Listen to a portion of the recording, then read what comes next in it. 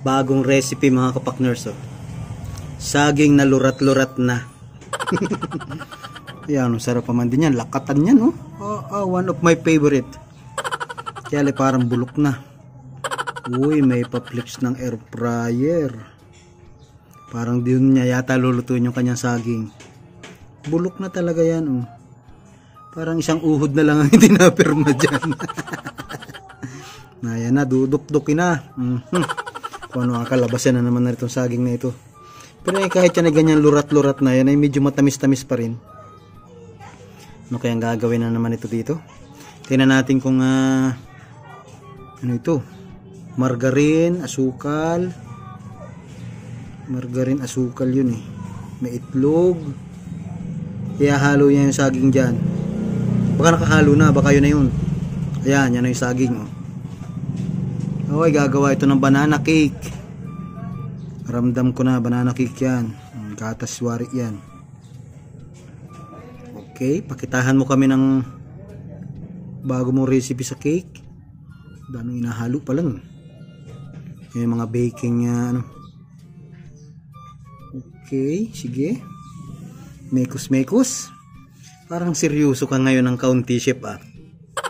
Yung vanilla, pampatamis. Tapos may mga pasaswari yun or chocolate na maliliit yun. Seryoso, magpiplex ay may nag-sponsor sa kanya ng air fryer. Okay, tapos ay binunot na. Yan nga, ganda niyang air fryer na yan. Kung gusto mo maglitsyo ng manok na walang kalangis-langis. Luto dyan, meron ako din eh. Hindi nga lang ganyan ang tatak. Hindi yung mito. Yo, talaga mayat-maya ang pag-flex. Mabili na baya kami.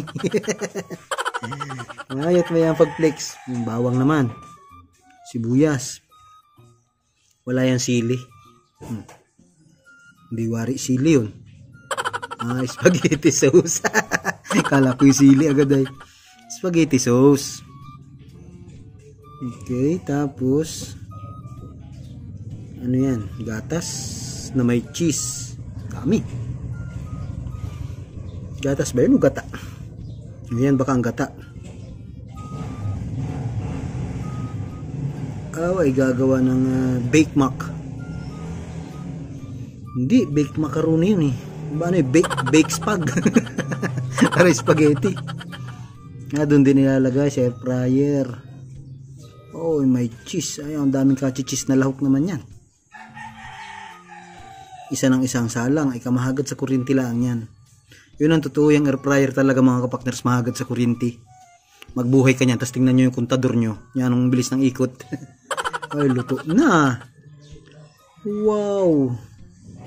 Aba, ay masarap. Ito, walang sili. Makakakain tayo mga kapakners, walang sili. Oo, sarap ng finished product.